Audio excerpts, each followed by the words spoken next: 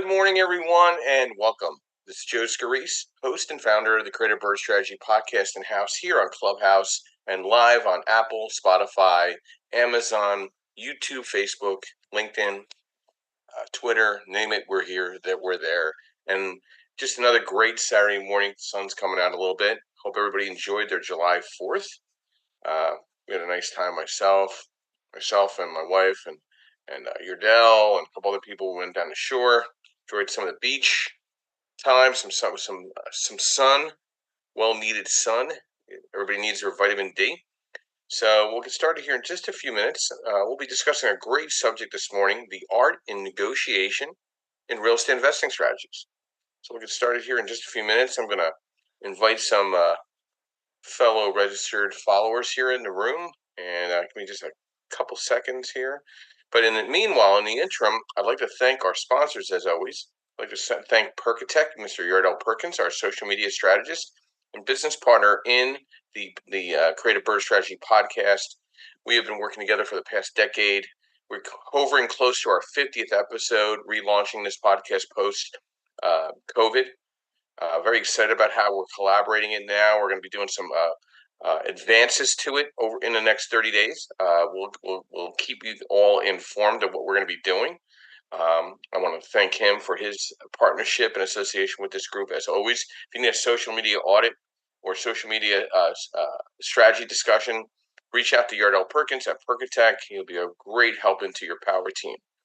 I'd like to thank MB Capital, your unsecured business line of credit referral program for real estate investors and business partners throughout the country, providing lines of credit to secure opportunities in the real estate field. I'd like to thank Lendmark Capital, your asset-based lender nationwide, providing DSCR loans, 1 unit up to 25 units, offering fixed to rent, fixed to flip, new construction, blanket loans, strategy, advisory in the investment space.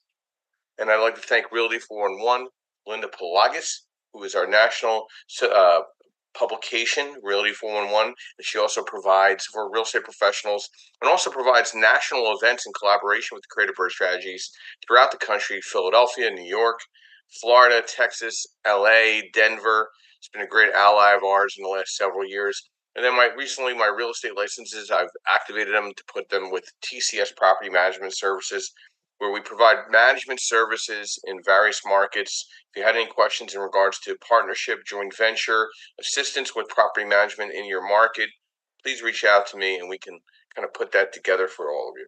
So we'll get started here with our discussion this morning. First, we'll just talk about the market.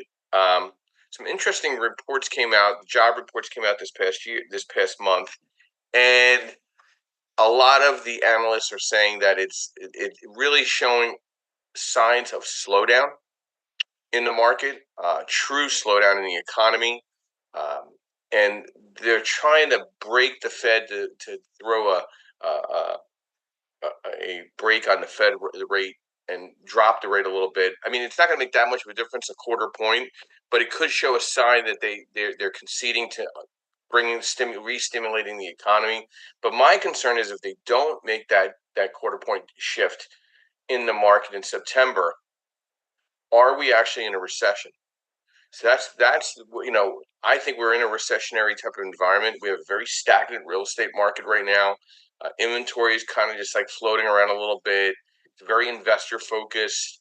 Not a lot of home buying. We really didn't see much of a spring market. Job reports were kind of lackadays. Unemployment numbers are there. Bankruptcies are up on the commercial side, office retail side. So, they're thinking of September and November. Is it politically driven? Of course. But is it necessary or is it not necessary?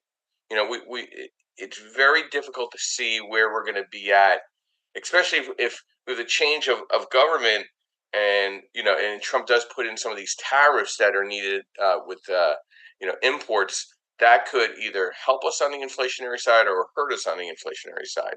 So it'll be very interesting to see where the cracks in the surface when it comes to the U.S. economy and job markets, and how that will drizzle into the real estate market as well. So we'll talk about some articles that I caught my eye this week, so we'll get here to this in a few minutes here. Hang on one second. So one thing that caught my eye, top best cities for renters to live in 2024, best places for renters to live in 2024. I'll give you the top 10. I did post this on LinkedIn. I did post this on my Facebook. So if you're following me on Facebook or connected with me on LinkedIn, you could reach out. You could find these articles. I post 2 to 3 a day, and then I typically write a couple articles myself personally twice a week. So number 1 is Charleston, South Carolina. Number 2 is Atlanta, Georgia. Number 3, Sarasota, Florida. Number 4, McKinney, Tennessee, Texas. Number 5, Scottsdale, Arizona. Number 6, Round Rock, Texas. Number 7, Austin, Texas. Number 8, Chapel Hill, North Carolina. Number 9, Gilbert, Arizona. Number 10, Miami, Florida. Let's go down to the next 11 through 20. Number 11, Charlotte, North Carolina. Number 12, Raleigh, North Carolina. Number 13, Fort Lauderdale, Florida. Number 14, Rochester, Minnesota. Number 16, 15, Huntsville, Alabama. 16, Greenville, South Carolina. Number 17, Plano, Texas. Number 18, Orlando, Florida. Number 19, Wilmington, North Carolina. And number 20, Durham, North Carolina. And I've been to almost a lot of these markets in the past 5 years. They're all bustling markets where people want to live. They want to enjoy themselves. They have great times and, entertainment and just all kinds of community style type of events. I understand where the renters are migrating there. I get it. So, and then I put another article that was really interesting, got a lot of comments from this. The 15 most dangerous cities in the U.S. Number 1, St. Louis, Missouri. Number 2, Birmingham, Alabama. Number 3, Baltimore, Maryland. Number 4, Memphis, Tennessee. Number 5, Detroit, Michigan. Number 6, Cleveland, Ohio. Number 7, New Orleans, Louisiana. Number 8, Shreveport, Louisiana. Number 9, Baton Rouge, Louisiana. Number 10, Little Rock, Arkansas. 11, Oakland, California.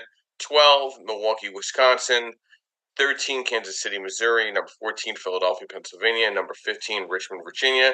Surprising enough, Chicago and New York are not on here. Don't get that one, but okay. But maybe they don't look just at the city proper. They look at the boroughs. But Chicago is not a place to play around with, and nor is New York. Philadelphia coming down to 14. That's kind of funny. I live in the Philadelphia market. There's some really rough neighborhoods, but there's also some nice neighborhoods. But there is a danger point. There's not a day that goes by where there's crime. So, very interesting article. Got a lot of comments, good, bad, and ugly on that one. But I just give news. I don't give bad or good news. I just give news, and that's the beauty of what we do in this business. Is we just give news. Hopefully, you could take it whatever way you want. Rates did level off at 7.03 conventionally. Commercial rates did come down about an eighth. So we're hovering around our base rate in the commercial DSCR rental market starts at around 7%, a little shy of it, a little under it, or a little, but 7% is the starting point. On construction money has stayed status quo, starting at around 10%. So money stayed very inexpensive on the fixed to rent, fixed to flip, and new construction side. And again, on the commercial side, there's been some alleviation. I'm seeing an uptick in some fixed to rents. I put out about 12 term sheets yesterday. The blend of them were right down the middle. 6 of them were fixed to rent. 6 of them were DSCR coming out of a fixed to rent. Seeing some multifamily development on inquiry. Got to be very cautious if you're going to try to get into the multifamily development side. There's more appetite for single family townhome development than multifamily right now. So if you have somebody that's a developer and they're thinking they want to build a 20 unit, they're better off building 20 townhomes. There's more money on the market for that than building a full 20 unit condo building, believe it or not. So there's a lot more money on the street being put out by certain funds that are out there as big as Blackstone that want to put money out in that townhome build-to-rent community. So let's dive into our subject this morning, the art of negotiation in real estate investing strategies. So negotiation is a crucial skill in real estate investing, impacting the success and profitability of deals. We're going to go over some strategies and principles to master the art of negotiation in the field. If anybody has any questions, you could raise your hand or invite yourself up, and we'll get started here in a minute. But before I go into this, Travis, good morning and welcome. brief overview of who you are, what you do, and thoughts to our discussion this morning. Hey, Joe, good morning. Thanks for having me up here. Yeah, I'm Travis. I have a real estate brokerage here in the North Houston area. We do residential, commercial, property management. Before I talk about that, when you were reading off that list of the best places to rent, I'm really not surprised to hear Austin was on there. You know, Austin Round Rock, same place. Yeah. Round Rock's just a suburb. Because I was reading the other day in our local news about how the vacancy rate or the occupancy rate for all the apartment buildings in Austin's like 65%. And so of course they're going to be discounting them like crazy, right? And Austin is a cool place to live, man. It's if you guys that are out there have never been, you know, it's like a big college town. It's a lot going on. A lot of young people live there. And anyway, so I wasn't surprised by that. And their market, yeah, is really getting hammered. As far as like the slowing of the market here where I am, you know, it really just slowed down pretty quick. Even the rentals are slow at the moment, which is kind of surprising, which is telling me that people just aren't moving at all. Or maybe they're getting such good deals on apartments, they're just moving to apartments because we do single family rental homes. But yeah, like I've been analyzing the markets around where I have a couple properties listed for sale, and you know, there's been like no pending contracts in the last 30 days. You know, there's just inventory sitting there, and there's just adding and adding. So, you know, it wasn't like it just kind of slowed down a little bit. No, man, it's just like the buys have just stopped. But anyways, regardless about that, our negotiation, I'm interested to hear what it is you're going to talk about, Joe. And yeah, I've negotiated quite a few deals, so I will pipe in when needed. Just a few, huh? Yeah. Well, just before we get into the discussion at hand, what this is telling me, when you're not seeing the sales, where are you going to comp the values, and does eventually the market starts pointing down in values, like nationally? You know what I mean? You're seeing that 8 to 12% across the board. I mean, an appraiser can only appraise a property if there's values to comp against that are sold and settled. Right. You can't go back 2 years because that's frivolous. So you're going to see an automatic push down in values. We need this because, I mean, listen, people were spoiled during COVID. They had nothing else to do but look at TV and see the rates at 2%. It's going to take at least another 5 years for people to forget that's not coming back, and to realize that 7% rate is the average national rate for the last 40 years, and it will stay so continuously for the next 40 as well. So it's going to take time for home buyer sentiment to minimize, and to, we need a reset in the economy. The economy is very, very tired right now. It's just not moving along. I mean, there's some markets that are doing well because of pharmaceutical, healthcare, education, but that's only going to take you so far. All right? That's only going to take you to a certain distance. And then there's going to be a point where, the government has to step in and cut the shit with the inflationary impact here that's hitting our bottom line, which is our personal pockets. Okay? And what's going to happen is you're going to have wealthy and you're going to have very poor, and the middle class is your landlord that's hosting all the poor and hosting some of the wealthy, because a lot of the wealthy don't want to own. They'd rather have somebody else take care of their stuff. You know what I mean? So I definitely see a crossroads in this market right now, that we're in the seventh or eighth inning. I don't have a great feeling that, even with the Fed cuts, we are into a very serious reset commercially and residentially over the next 24 months. That's a personal opinion. It's not fact. Yeah, I agree.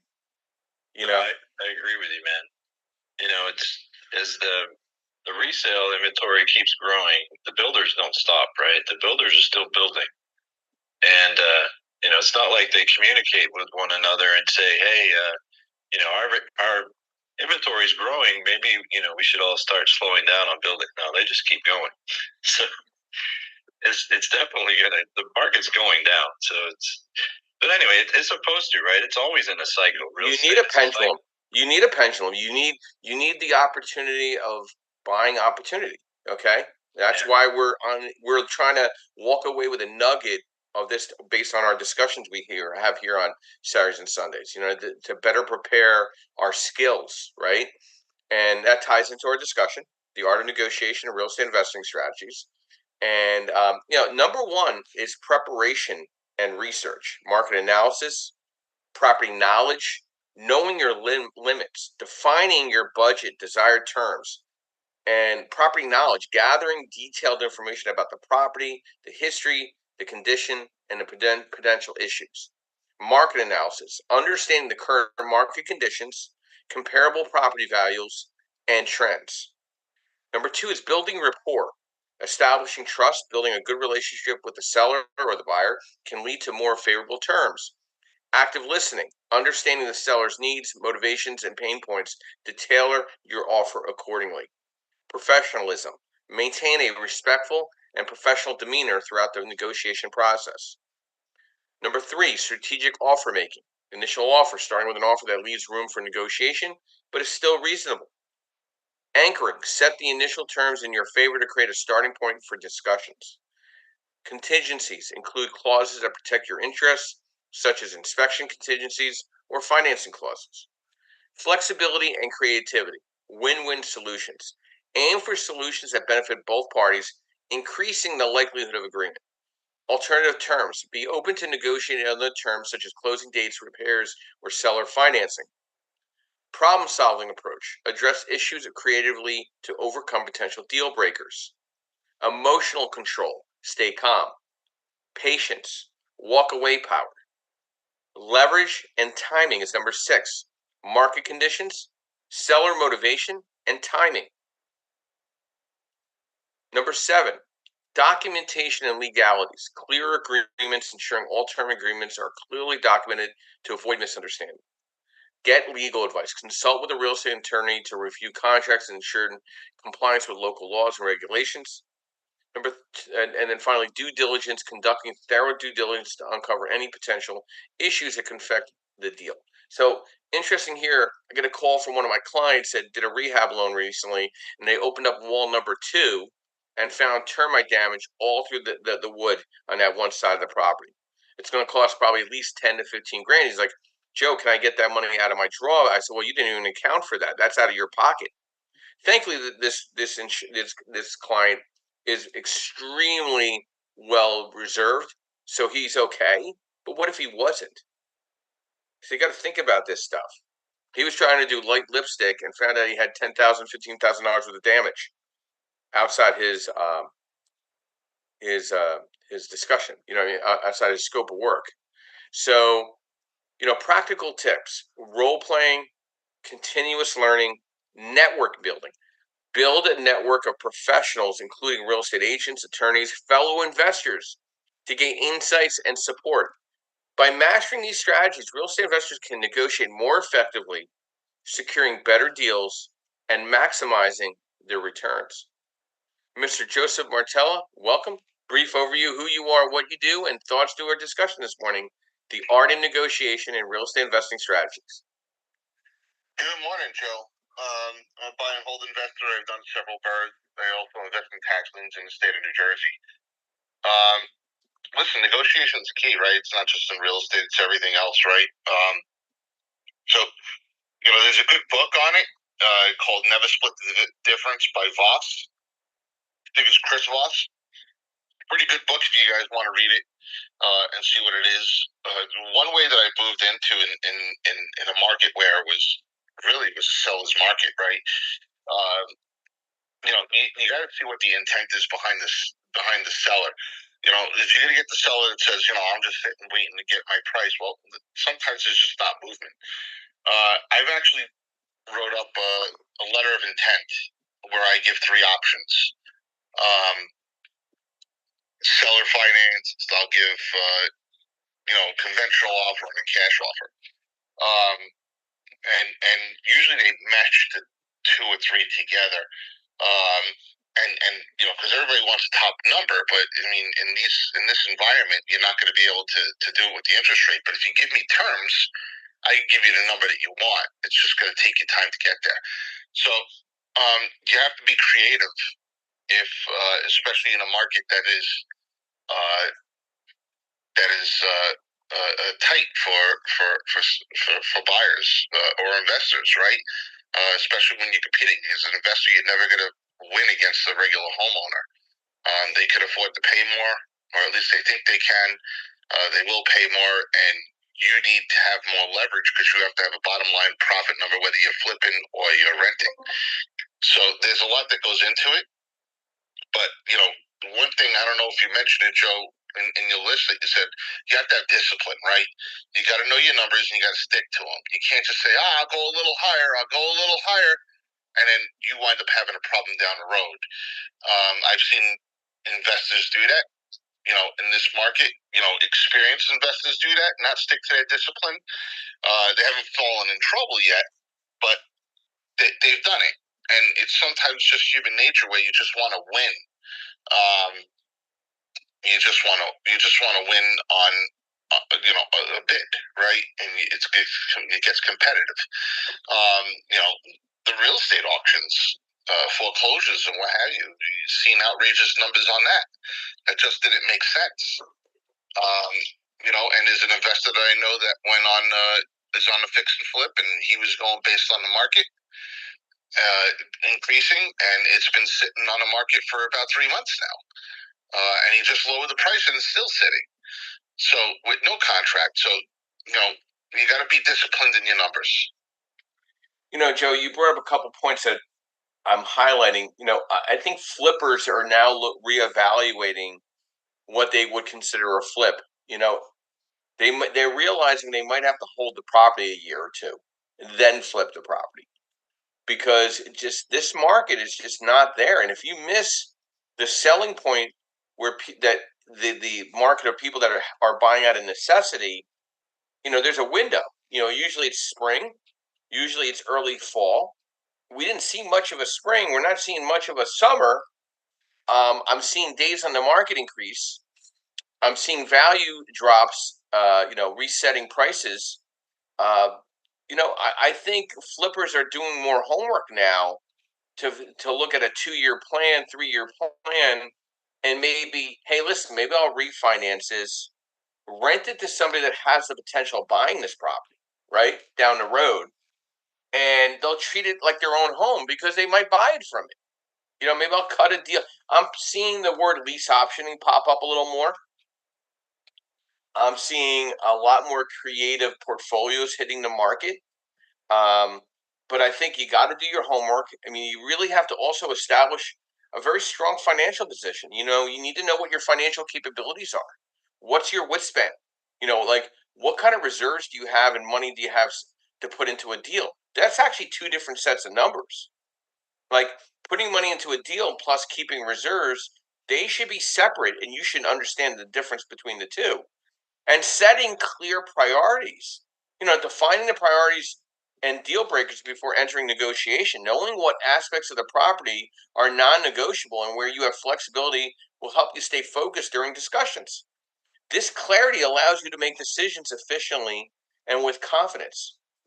And using a collaborative approach, approaching negotiations with a collaborative mindset rather than an adversarial one. Try and build a rapport with the seller and their agent, expressing genuine interest in the property. A positive relationship can create a more favorable negotiating environment. And be patient and strategic. Patience is a virtue in negotiations. Avoid rushing the process and be strategic with your offers.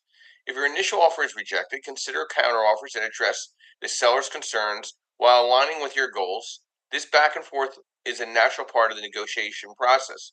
Don't over-evaluate and not put an offer in. Put the offer in, even if it's a lower ball, because at least you'll get some back and forth. You might lose out on the deal altogether. I know a young lady that was going back and forth with me trying to figure out numbers for herself. By the time she made the offer, the property was gone. So get the offer in to get discussions moving. Time does kill deals. Okay? And the art of negotiation is important. The earliest way to save on real estate investment to work with a trusted, power team that can get you the best leverages and understanding the best idea of what the market where you're buying, whether you're out of state or in state. You gotta be boots on the ground, whether you're in state or out of state landlord, and you gotta build that team. These investor group meetings, very highly focused, higher level events that you want to attend. You want to meet the right people to build that rapport. So for myself, I travel to various markets because I want to be proficient and efficient for clients in various markets. They're like, "Are you here? Like, where's your office?" I said, "My office is my two shoes." Okay, and they start laughing, but I'm here. I will travel where time comes. And also, I just want to give an update to everybody. A couple of things that I'm scheduling. So if anybody is in these markets, please let me know. I'd love to get coffee with you. I'm going to be at the Maryland Border Realtor Expo in Ocean City. I'll be at the Delaware Border Realtor Expo in Dover, Delaware. I'll be in Think Realty in Orlando, Florida in the fall in September. I will be at the Ohio RIA in Cincinnati, Ohio in November. I will be at the NAR Realtor Convention and Expo in Boston, Massachusetts. And I will be at Triple Play in Atlantic City, New Jersey in December. So these are some of the bigger events that I'll be attending in the Northeast region. I will be traveling also potentially to the Greater LA RIA Expo to speak and present with Linda at Realty 411 as well. So again, you got to be out there meeting with different clients to understand how to negotiate in your market. Good morning, Melissa. Welcome. Brief overview, who you are, what you do, and thoughts to our discussion this morning, the art of negotiation of real estate investing strategies. Good morning, Joseph. Thank you for having me up. Good morning, Clubhouse. I'm Melissa King, owner-operator at One Last Die LLC, Virtual Assistant Services here in West Michigan. We offer realty, bookkeeping, notary, and office management services to small businesses and entrepreneurs, specifically in real estate, because I have a background in real estate banking and office management. I also run what you call kind of a boots on the ground portion called Myra, Michigan Realty Assistant. It's a new service I created specifically for self-managed properties so they can kind of remotely manage things. And I'm in their locale and can work with their contractors. We are insured and bonded for your protection. Joe, for today, the art in negotiation and real estate investing. Since I'm kind of a newbie to this, I'm learning from everybody here. But I will say, when I put my home up this year and for sale, and with all of the things going on with NAR, all the agents are screaming about their commissions, blah, blah, blah. I found a friend of mine who did it for 2.5. And of course, when it came to signing for the buyer's agent, I said, well, I'm not paying them more than you. So I was able to sell my home at a 5%. I think the big thing here is a lot of people, including my generation, we just need to learn how to negotiate better. We always were told, that's the sales price, that's what you got to pay. I know a few people who just can do this naturally. And I'm sure you do too. And a lot of it is just having the background and education and confidence in order to start the negotiations. And you're absolutely right. It's the market. You got to know your market. And I think if you have that information, then you're a lot more comfortable in negotiating. That's all I've got today. Thanks, Joe. So, Melissa, let me stay on mic for a minute because you caught my ear on something. So you actually had a transparent and open communication with your realtor about selling your property. Is that a correct statement? Correct. So to me, and again, it could be my ignorance or my incompetence. I'm not sure. It could be both. Who knows? But to me, the NAR lawsuit, all that told me was that the skills of a real estate agent, they're going to have to be more transparent and have a better open communication and better communication skills with their clients. Is that what I heard from you and what my thought is to the NAR lawsuit? Am I correct? 100% agree. Absolutely. So for the ones that can't talk outside their car to anybody else but themselves, they're going to have a problem, correct? Absolutely. So- They've got to beef up their skills. Oh, so they can't take pictures in front of cars they don't own anymore and planes they don't own anymore. They actually have to talk to their clients, correct? Exactly. Oh, that's very scary. Communication. Well, that's very scary for a lot of people because, I know a lot of people that have communications degrees from colleges, and I'm still trying to figure out what they're saying. So, like, I have an accounting I have an accounting degree and I have an economics degree. I don't have a marketing degree, but I have common sense. And the scary part is you need common sense in the real estate industry, and you need to be quick witted, not a wise ass, but you got to be quick witted. You got to be sharp on your feet. You got to be able to act fast and have great communication skills, transparent communication skills, and be knowledgeable in your skills. Oh, okay. So that's what you're supposed to do when you have your license. So why is everybody upset? Can I ask you that question? I will say one thing, and this is one of my favorite quotes, Joe. Common sense is not so common. That's from Voltaire.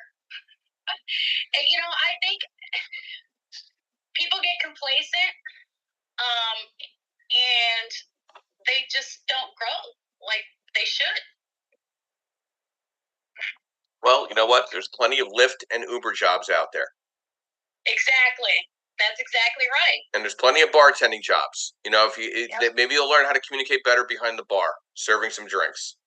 That's a great suggestion right there. Or even just some simple customer service. Well, I personally think everybody should work in hospitality in the high-end area. Like, I was trained in fine dining service at Windows of the World in New York. And then I worked at the Hilton in Short Hills and the Vista Hotel in fine dining. So I had to understand sequence of service and expedition of food service and proper communication skills and memory of specials and understanding the taste and the flavors and the complementary beverages that go with food. I don't know. I try to earn 18 to 20% gratuity on all my service. So don't you think this NAR settlement only tells me that you now need to earn your gratuity, which is your commission?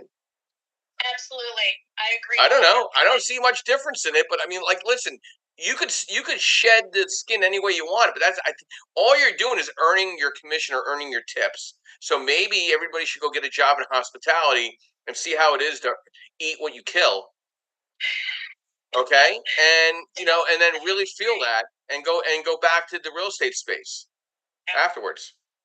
If it's not hospitality, it's really got to be something where you're caring for people and helping them with their needs.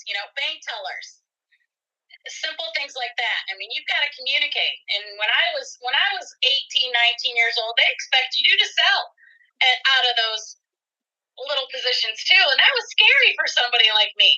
So you know what, I think actually everybody should be an assistant in a nursing care environment, because you know what, that's a very humbling experience, my personal opinion. Because when I survived the stroke and I was in the hospital for 8 days combined with rehab and ICU, I learned about compassion and patience and resetting my life. You know what I mean? And I think not saying everybody has to have that type of dramatic impact to understanding the dynamics, the negotiation in real estate, but you understand it. You listen more, right?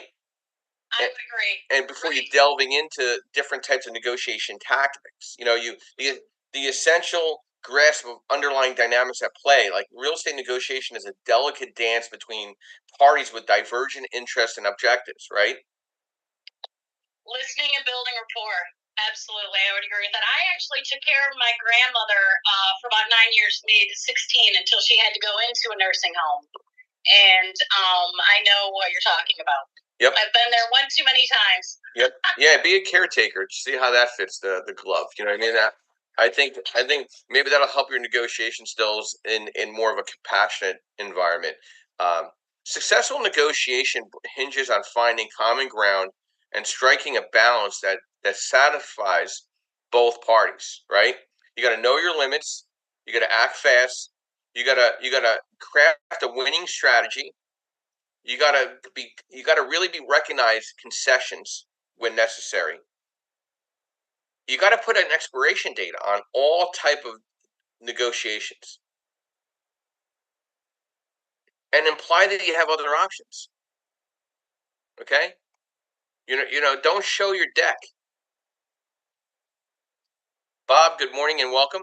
Brief overview, who you are, what you do, and thoughts to our discussion this morning, the art of negotiation in real estate investing strategies. Joe, good morning. My name is Bob Chesick with Chespin Corporation. We help people set up LLCs and corporations. I am not a lawyer. I'm not here to give you legal advice today. Really, one thing that stands out when it comes to the real estate negotiations, and I think, Joe, you and I have gone back and forth on this on a couple of your longer drives when we chat for an hour or two. The question I keep getting is, when I set up the LLC, should I be presenting myself as me or as a representative of my own company? And my first thought is, and what I say versus what I'm going to say now are two very different things. Like, why the hell did you go through all that effort to set up an LLC if you're just going to disregard its existence? Seriously. The moment you step around the LLC, you effectively don't so much pierce a hole in your corporate veil as you just constructed a 4-lane bypass around it that anyone can use to get past it and go to you. I know I've probably driven some people absolutely insane, Joe included, where especially lately I've been very adamant for people to stop calling and texting my cell phone for work purposes, that it has to go through my office line where the calls are recorded. And that's because in my case, I'm in a regulated industry and they are bringing the hammer down on us for not doing that. And there's actually been some prominent court cases in my home state of Delaware where judges have charged people with destroying evidence because they didn't properly back their phones up because they were doing everything by text. This has actually happened in the Delaware Court of Chancery in the past year. So we've had to get very strict about this because we got warning letters about it from our own regulators. But the point being, that was something, sometimes you don't even think about these things, but, they happen. It's just how business goes. So the point being, though, back to the real estate part, when you go through the effort of setting up a real estate holding company or LLC, however you decide to do it, you want to be acting as a representative of that company. Don't go up and say, "Hi, I'm Melissa. I'm buying a house." You're going to say, "Hi, I'm Melissa LLC. My name is Melissa. I represent Melissa LLC, and Melissa LLC is going to buy this house." And you want to do everything in the name of that LLC, signing as the managing member or whatever your title is with the LLC, something that indicates that you are the representative. And yes, I understand, and I'll leave this to Joe to give the details when it comes to lending and all that. Yes, I understand that there are going to be situations where you have to sign a personal guarantee. The very fact that on your first deal, you have to sign a personal guarantee because you have no other assets in the LLC and it's brand new and it's clean. Yes, that's kind of generally understood that there's going to be points where that has to be done. The difference is, are you treating the LLC as your personal piggy bank? Are you just using it as a matter of convenience where it's a byline on a contract? Because the courts will come back and say, if you held yourself out as yourself in the course of negotiations versus as a representative of your own company, then they can deem that LLC to be a sham and push everything back on you and disregard the LLC, even sometimes forcibly liquidate it if you're the sole member. It does happen in some states. So the point being, you are putting yourself at a disadvantage if you are representing your own business, even if you are 100% owner. You want to go in with the strongest position possible. You want to say, "Hi, I'm Bob Chesick. I am president of Chespin Corporation. I am here to represent, and Chespin Corporation is intending to purchase 123 Main Street." And then Bob is acting as in his capacity as president of Chespin Corporation. Yes, I just called myself in the third person. Yes, I'm crazy, and no, I didn't have enough caffeine today. But that's besides the point. The bottom line being, always stay within the scope of the entity that you've created, giving yourself the most powerful position. And are you going to win if you try to do pushback on a personal guarantee? Well, it depends on what it is. You're going for the loan, you're probably not going to win that. But if you're signing some other contract with maybe a contractor or something and they try to slide that in the contract, yeah, call them out on it if you don't like the terms. Remember, both parties have to sign it for it to be valid. You're not stuck with what somebody throws in front of you. So remember, you're negotiating, and the final sale price of your deal is going to be whatever you both agree on. That's what the property is worth. That's not based on some theoretical number that you saw listed in a real estate listing. So with that being said, Joe, I toss the mic back to you, and none of this was intended as legal advice.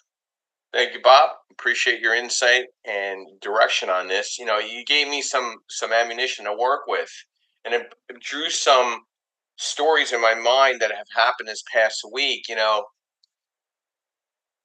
I've been coached over the last several years by several really good coaches in negotiation. And one thing I have learned is you are absolutely allowed to fire people. You don't have to work with everybody. So you being the service provider, that doesn't mean you are the almighty welcome mat to clients, okay? If the client is not being integrous or is being difficult, or it's like walking barefoot over broken glass, you can let them go and you can feel good about it, okay? Not like I've let people go because it got ridiculous. Like you're wasting time that I can't even recover. Okay? And some clients are not clients. And it's okay. Just make it very clear and very transparent. I don't think we should work together. And I've done that multiple times. I mean, there's a colleague down below that he referred me somebody. He said, "Hey, these guys are real good guys, blah, blah, blah." I went and met them for lunch. Nice guys. I'd have drinks with them. I don't want to work with them. They wasted a lot of my time. They wanted to do things that I couldn't do, that were illegal. Okay? They were ignorant to it. And I'm like, listen, guys, I've wasted processing hours with you guys. Nothing has closed. So we're gonna part ways. And I wish you the best of luck and much success. Oh, you don't want to work with us anymore? I'm like, no, I don't. Because you're not a client. You're a nice guy. You and your two partners are really nice people. But we got to go.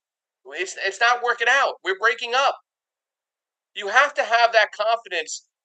Believe me, in 2 weeks from the time that you do that, nobody will remember. But at least you pulled the Band-Aid off and you ate the frog.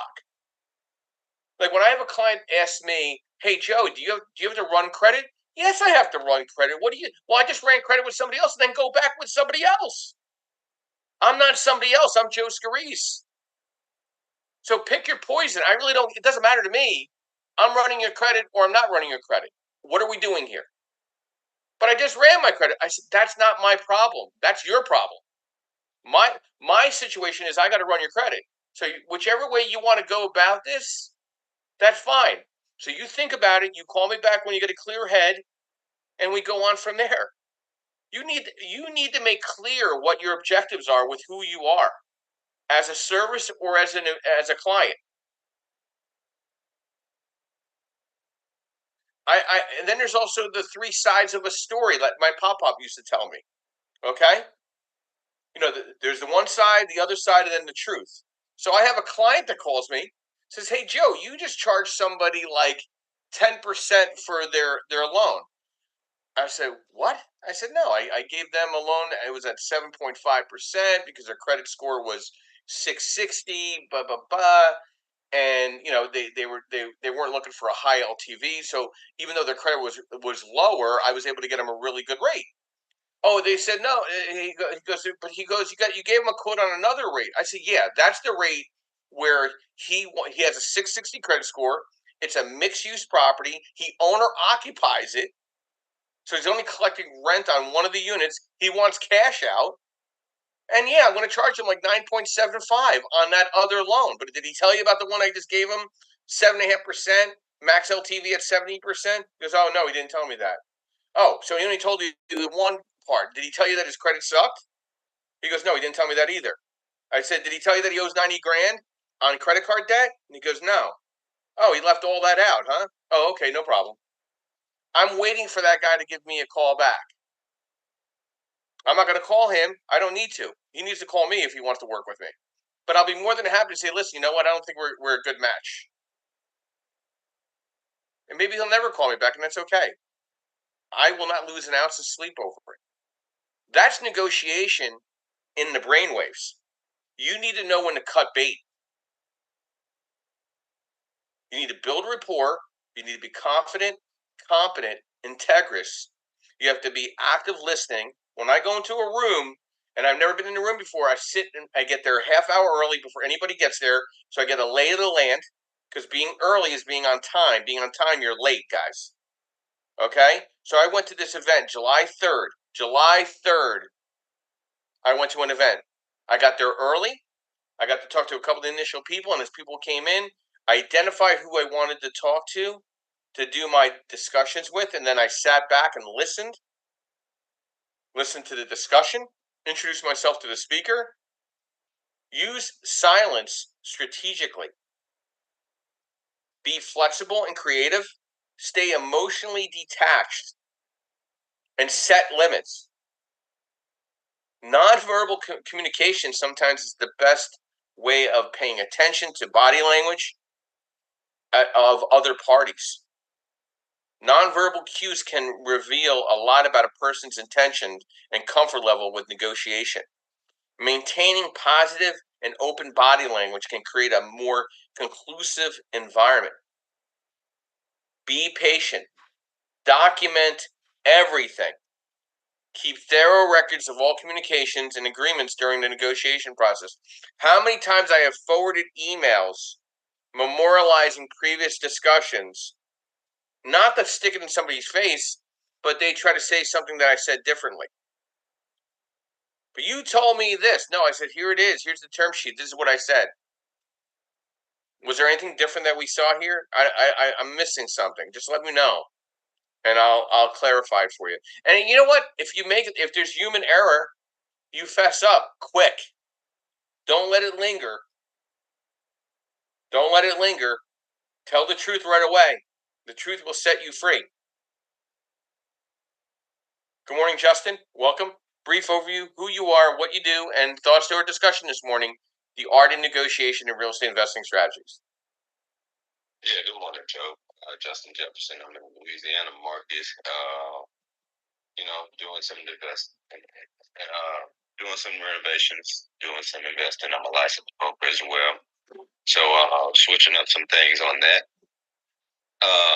You mentioned something, Joe. You mentioned in negotiation, and I forget what it was, but I'll just start talking about, kind of where I stand on negotiation. First of all, common sense. You and Melissa were talking about common sense, how it isn't so common, but how it is the backbone of investing, right? I've heard a lot of people say, or just whatever area of professionalism in real estate we're talking about, right? I've heard a lot of folks say that it's whether we're talking about wholesaling, whether we're talking about flipping houses, building houses, development. These are not complicated, like brain surgeon complicated theory, philosophies, right, and concepts. These are pretty simple and basic concepts that have complicated pieces to them, or that require levels of understanding. But to decide what you need to know to be able to negotiate, it takes the common sense, and it takes the willingness to go educate yourself on that. You'd be in a bad position to negotiate with somebody if you don't know what you're talking about. And I'll give a quick example of a call I had yesterday. Most people who come to this room often have heard speak about the little problem properties that I've had for a year or two. And so I had one of those wholesale calls on them yesterday. Of course, I knew it was a wholesale their style, but they've learned, at least some of them have learned to pick up combos from other actual investors and other people doing things and try to bait you in and give you information give them information on your property to engage with you, right? In order to find out whether or not they can make themselves a deal, whether or not they can provide a source to help you, and then they could benefit that way. But it all has to do, whether I like it or not, right? It all has to do with your knowledge base and your ability to see where you can put where you can fit the right shape item in the right shape hole. And I'm gonna just leave it at that. So thank you. Please stay on mic, Justin. Okay. As I hit the 40-year-old mark, I'm 54, but I've seen, you're I'm in this, I've been in the industry 24 years as a lender, 36 years as a licensed realtor, real estate professional, investor, 32 years. I think what's missing, you brought something up, is transactional experience. Like there's the newer people that are coming in the industry are not going under the wing of individuals that have transactional experience. And I think that when you let them go on their own, when they don't have depth in transactional experience in whatever they're doing, they're relying on common sense that doesn't have a lot of depth to the industry itself. Are you finding that with your level of experience working with individuals in negotiations that don't have transactional experience or communication? You got to remember, COVID really did a number on the introvert more than the extrovert. You know what I'm saying? So some additional thoughts to that, Justin.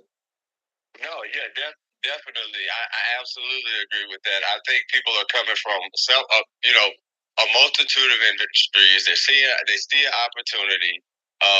When I got my license, I couldn't go to YouTube and figure out how to do, and when I learned about wholesaling, there were and anybody can take this challenge right now.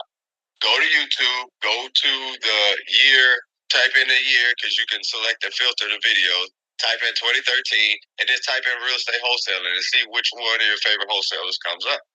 None of them are coming up. Okay, so my thing is, we realize that there's been a wave of information that's been put out there that is attractive to somebody who might be dealing with some turbulence or might just want a shift, or it looks like there's the grass is greener on the other side. So I think there's been a lot of that urge to get in where they think there's an opportunity. That's driving their conversation. A lot of them, and a lot of times I'm referring to agents and wholesalers, even contractors, right? That's driving their conversation. That's driving the scripts that they use, right, to talk to people. And that is not a good way to push somebody. Let's say you're working with investors. That's a horrible way to push them into a deal. Try to convince them and sell them and tell them you know what is best because you're a realtor. And I get a lot of that when I'm coming from. I'm not the best guy in the world, so let me not say that. But I'm just using the examples I had. I sat at a lot of closing tables, other people's closings though. I did a lot of inspections for HUD, so I understood the process. I talked to a lot of investors because I worked for them. So when it was time for me to invest, I knew what to start out looking for, and still I've had turbulence, right? And so I think it would anybody that wants to get into any profession to work for somebody even if you go work at a bank. I work for the bank too, right? So a little bit the basics about how much money is this? What kind of professions have X amount of money in their bank? And these kinds of things are important to know the basics, right, or common things on how to maneuver in the world and your possibilities on how you can maneuver or should be maneuvering if you want to hold said position. So that's kind of my thought. Thank you, Justin. Some thoughts of negotiation tips for real estate investors. Know your market. Set clear objectives. build relationships over and over and over again. Use data and metrics, and be flexible and patient. Now, one thing that catches my eye on this, the building relationships, Uradell and I, we maintain a pretty strong CRM, and I gave a batch of cards to scan in for our VA to do them and get them into our CRM. And he's like, "Hey, Joe, we had a lot of those people already in my CRM," and I'm saying to myself, he thought that was good, and I think that's good. Meaning, I'm starting to see a lot of the same people, but I don't want to see a lot of the same people. I want to meet new people. So, like me, I want to build new relationships. So, what am I sat down and thought, what events am I going to that I'm still running into the same people? And I looked at my calendar for July and August. I reset everything. I'm going to completely different events because I want to build new relationships. I already have the current relationships. I'm maintaining them by staying in touch with them, but I want to build new relationships. I want 100 new relationships every week. I'm very aggressive about that. So he actually helped me constructively critique what I'm doing in my relationship building in the art of negotiation and what I do as a service, which is lending. Joe, your final outro and thoughts to the art of negotiation and real estate investing strategies. Good morning, Joe. So you have someone else that admitted they talked to you for over an hour on your drive, which I think is you're building up your friendship base. So congratulations to you. You're next. I'm picking on you next, so it's okay. No, really good discussion. Negotiation is everything. One thing you have to keep in mind, right? In America, we go to the store and the price of peppers or the price of peppers. In other countries, everything's a negotiation. So when you're dealing with people from other lands, they're used to negotiating, and it's not part of American culture. It's something that we study, but it's something that they're built into. So it's just something to keep in mind. Again, don't fall emotionally in love with a property. If you're buying it for your own personal self, you stay disciplined, know your numbers, don't budge, and be willing to walk away from a deal. That's what it all comes down to. So really good conversation, Joe. Thanks. Thank you, Joe. Travis, your final outro thoughts to the art of negotiation and real estate investing strategies. Travis, are you there? Yeah, I know. Sorry, Joe. It's all good. You're a quick guy. Yeah, man, I'm just enjoying listening to you talk. It's like it gives me more insight into why Donald Trump talks the way he does. It's part of where you guys are. You guys are just very direct and I don't know, man, kind of brash, and I get a kick out of it. I'm just waiting for you to call somebody Pocahontas or Rocket Man. No. Listen, you know what? There's the difference about I'd rather be loved, respected, and feared than liked. Does that make any sense? I guess. Facebook likes don't make me a lot of money. Love and respect and fear make me a lot of money. That's the thought. I mean, I could be wrong, but I've heard that line and I stick by it. It's just I'll tell you a funny thing. My mom, God bless her, may her soul rest in peace. She used to say always, I love my son. I don't always like my son. So I take that to heart. I'd rather be loved by a lot of people. Bob, your final outro and thoughts to the art of negotiation and real estate investing strategies. Before I give my outro, I'm going to throw a fast trivia question. Anyone answer it if you know the answer. But Joe made me think of this. Where was the first place in the United States, I'll accept either the name of the store or the city it was in, where price tags were fixed on items and you did not have to negotiate or haggle? Anyone know? New Jersey? Any ideas? Nope. John Wanamaker's department store in Philadelphia. First place to have a price tag. And there's actually a historical marker on Market Street on the City Hall side, like right at the City Hall Market Street entrance of Macy's, which was the original Wanamaker's, talking about the history of that, how Wanamaker was the first place to fix prices. So next time you walk down Market Street, Joe, take a look for that historic marker. It's there. And as Mr. Ed Dowling, yeah, go ahead. Go ahead. So for my outro, just thinking back to what Joe was saying, you can fire customers, and Lord help me, the past 2 years we've had to do a lot of that, especially this year, just because people just started neglecting their responsibilities to both the company, their own companies, the state, and to us. But I'll tell you what, there's another thing you also have to remember, and I know that sometimes this can be difficult, but as an entrepreneur or in a negotiation or whatever you're doing, you are not paying or being paid to be abused by anybody. If someone, and I mean outright abuse, I'm not going to use the actual word that was used, but just understand the word itself was used. I had a customer pay me $300 once, and then their comment to me was, because I wasn't responding to their messages fast enough, "Hey, I paid you $300. You're my N-word." Yes, that's exactly what they said, except they didn't say N-word. And I said, "I beg your pardon? What'd you just call me?" So that person found themselves very quickly without a registered agent. They did a chargeback on their credit card. I forwarded the recorded call to my credit card processor, and guess who won the dispute? I did.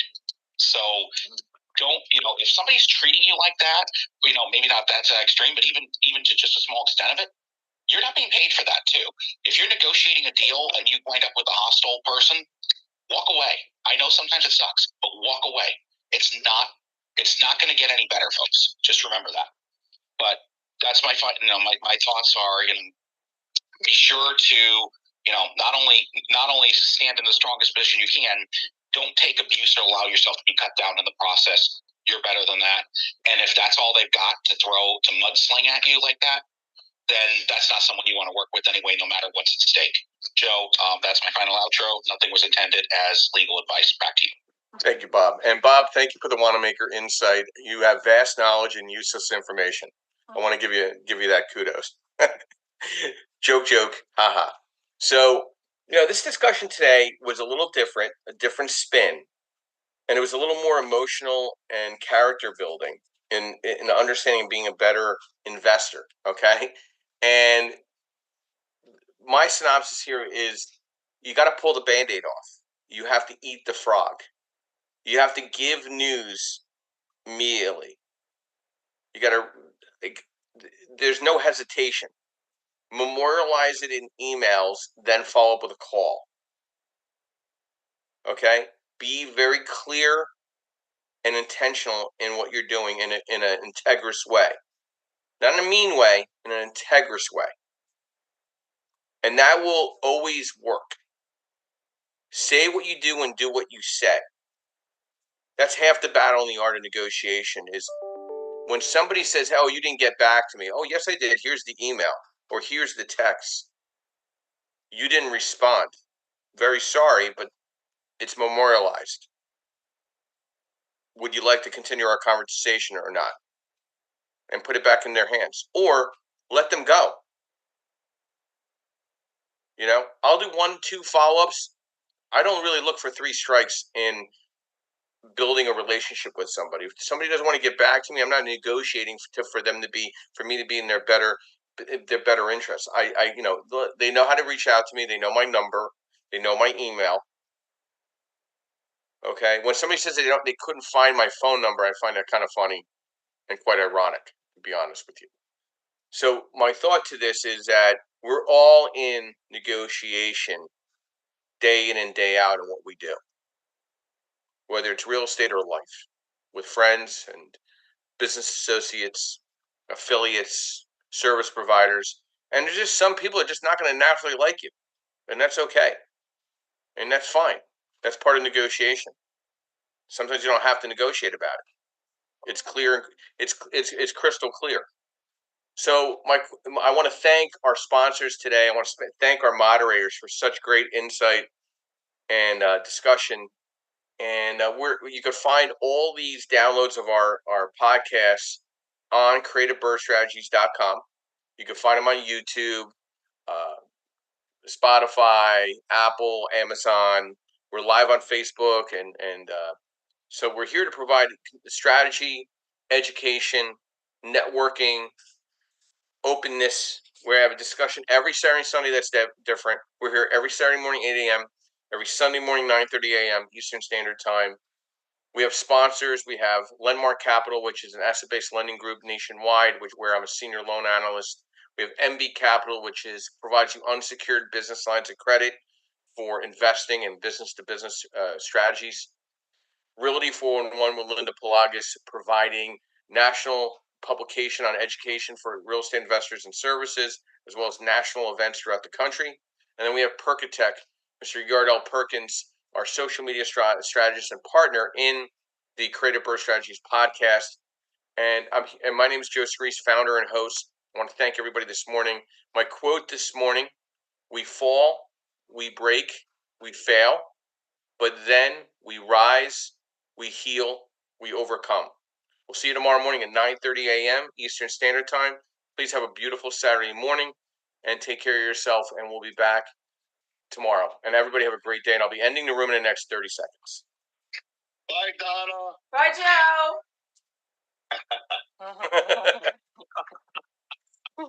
Record.